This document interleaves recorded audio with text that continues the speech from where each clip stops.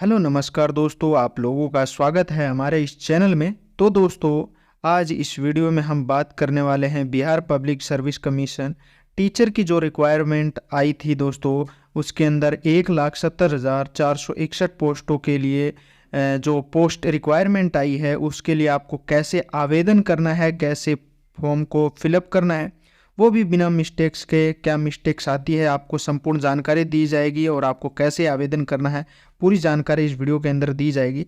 तो दोस्तों, चैनल पे अगर नए हो तो चैनल को ज़रूर सब्सक्राइब जरूर कर लेना, क्योंकि कोई भी गवर्नमेंट रिक्वायरमेंट की फॉर्म फिलअप या गवर्नमेंट अपडेट आपको सबसे पहले मिलता है। तो दोस्तों, अब आपको क्या करना है, स्टेप बाय स्टेप फॉलो करना है।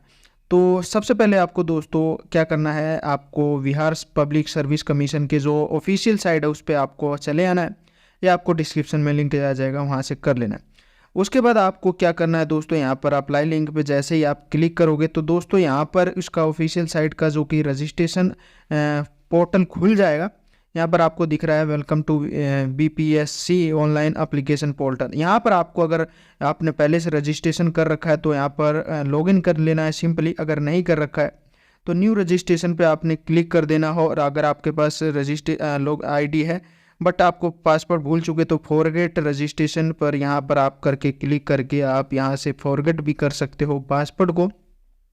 और दोस्तों, अगर आपके पास रजिस्ट्रेशन नंबर नहीं है तो आप रजिस्ट्रेशन कर सकते हो। तो सिंपली हमने यहाँ पर दोस्तों पहले से रजिस्ट्रेशन कर रखा है। यहाँ पर आपको संपूर्ण जानकारी देख सकते हो। यहाँ पर कैंडिडेट नाम पूरा डिटेल मैंने ब्लर कर रखा है, बट यहाँ पर दोस्तों यहाँ पर कुछ इन्फॉर्मेशन दे रखा है, जैसे क्लिक हेयर फॉर पेमेंट। यहाँ पर एक दे रखा, अगर आप पेमेंट कर दे तो वो रिफंडेबल नहीं है, क्योंकि दोस्तों उसमें आपको पहले पूरा संपूर्ण जानकारी देख लेना अपने रजिस्ट्रेशन प्रोसेस को।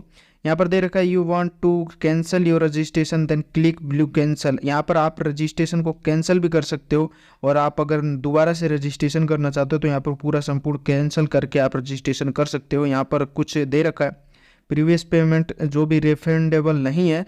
तो आपको निवेदन है ये पूरा पहले एक बार प्रोसेस रजिस्ट्रेशन को आप पूरी संपूर्ण जानकारी देखकर और उसको जांच कर लें, फिर आपको यहाँ से आपने आगे पेमेंट करना है।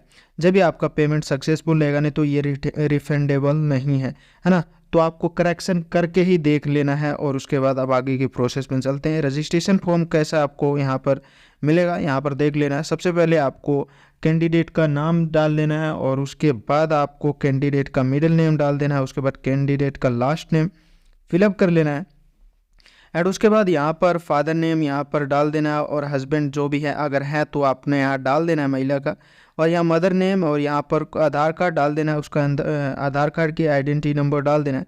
तो यहाँ पर सिंपली 12 डिजिट का डाल के अपलोड हेयर पर क्लिक करके अपलोड PDF के रूप में होना चाहिए, यहाँ पर अपलोड कर सकते हैं, है ना दोस्तों। अगर आप चाहो तो पैन कार्ड भी डाल सकते हो। यहाँ पर पैन कार्ड डालेंगे जैसे, तो यहाँ पर दोस्तों एक पेमेंट करना पड़ेगा, चार्जर एडिशनल चार्ज लगेगा इसके अंदर 200 का। तो वो आप अगर पैन कार्ड के थ्रू करना चाहते हैं तो इसमें ये कर सकते हैं। सिंपली आपको आधार कार्ड से कर लेना, और यहाँ पर एक PDF यहाँ पर अपलोड कर देना। यहाँ पर देख सकते हैं एरर ड्यूरिंग अपलोडिंग के थ्रू आपको कौन सा आएगा।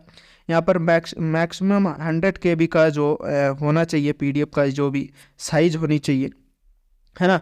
और यहाँ पर अपलोड करने के बाद आप यहाँ पर व्यू कर सकते हैं।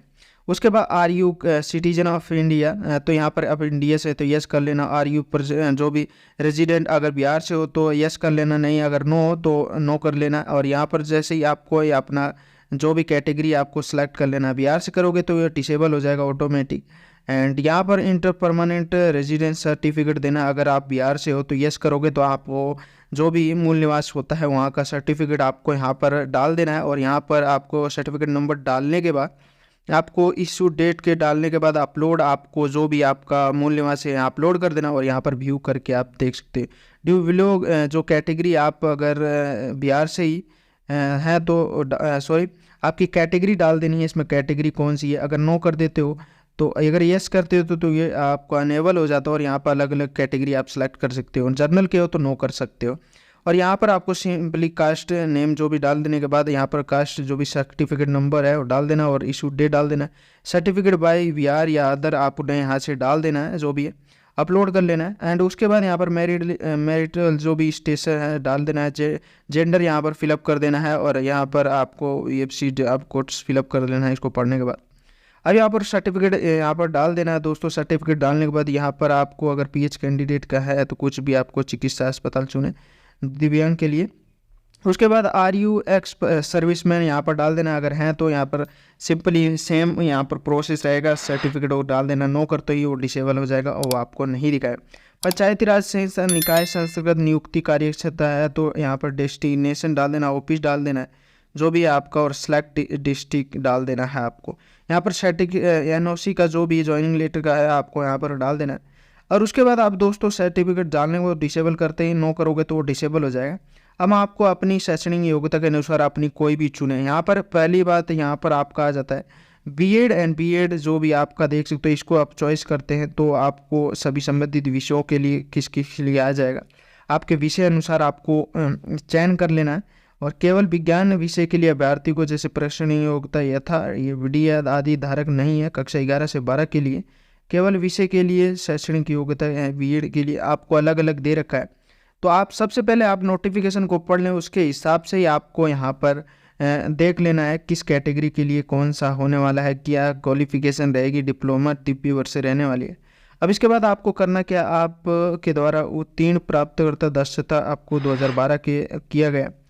तो आप 6ठी से 8वीं कक्षा के लिए आप चाहते हैं या 9वीं से 10वीं कक्षा के लिए चाहते हैं या कक्षा 11वीं से 12वीं के लिए चाहते हैं, किस पद के लिए नियुक्ति चाहते हैं, केवल उसके लिए अलग अलग चयन कर सकते हैं। केवल दक्षता परीक्षा के लिए जैसे 6ठी से 8वीं तक, 9वीं से 10वीं तक, 11वीं से 12वीं तक, है ना।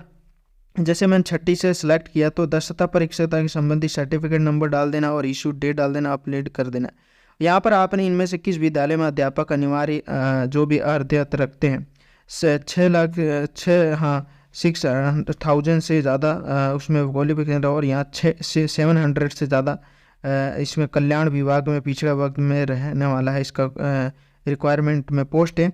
और आपको फ़ी अलग से देना पड़ेगा, आप चाहो तो दोनों में अप्लाई कर सकते हो या आप अलग अलग चाहो तो अलग अलग भी कर सकते हो। तो यहाँ पर दोस्तों जैसे ही करोगे यहाँ ऊपर वाले पे तो CT पेपर होगा, BT अगर आपने कर रखा तो इनके जो भी अलग अलग कक्षा 6 से लिए 8 तक जो भी विद्यालय के अध्यापक लिए CTET का पेपर सेकंड और इनके लिए क्वालिफिकेशन ये है। तो इसके अंदर आप चॉइस करके आपका सर्टिफिकेट नंबर डालना, इशू डेट डाल के आप यहाँ पर अपलोड आपका जो भी है यहाँ पर रिजल्ट अपलोड करके कर सकते हैं PDF के रूप में, है। तो जिस भी क्लास के लिए आप पढ़ाना चाहते हैं उसके लिए आपको उसके हिसाब से आपको यहाँ पर क्वालिफिकेशन अलग अलग है, आप जाके PDF में पढ़ सकते हैं। उस PDF को पढ़ने के बाद आपको अलग अलग क्वालिफिकेशन के हिसाब से आपको क्या किस क्वालिफिकेशन को चाहिए आप यहाँ पर अपलोड कर सकते हैं अपना। यहाँ पर PDF में भी आप देख सकते हैं जैसे कि अलग अलग है द्वंद का यहाँ पर क्या क्या अनिवार्य मांगा हुआ है, सारी चीज़ें आप देख सकते हैं।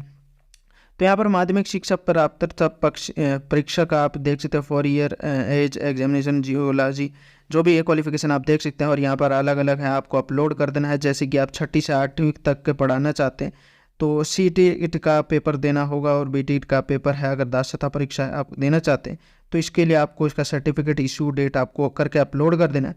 अगर अदर है तो आपको अदर चेक कर लेना। और यहाँ पर जिस भी पोस्ट के लिए अप्लाई करना चाहते हो लैंग्वेज सेलेक्ट करने के बाद आगे प्रोसेस में आपको परमानेंट एड्रेस और एड्रेस को डाल देना। और यहाँ पर आपको मोबाइल नंबर वेरीफाई कर लेना, ईमेल ID वेरीफाई कर लेना और यहाँ पर OTP करने के बाद वेरीफाई कर लेना। कैप्चा कोड को डालने के बाद यहाँ पर आपको सबमिट कर देना और दोस्तों यहाँ पर फिर लॉगिन आपको कर लेना। इस प्रकार आपका पूरा प्रोसेस हो जाता है। तो वीडियो अच्छी लगी तो दोस्तों प्लीज़ चैनल को सब्सक्राइब जरूर कर लेना और कोई भी दिक्कत है उससे पहले आप चेक जरूर कर लेना और ये PDF को पढ़ जरूर लेना।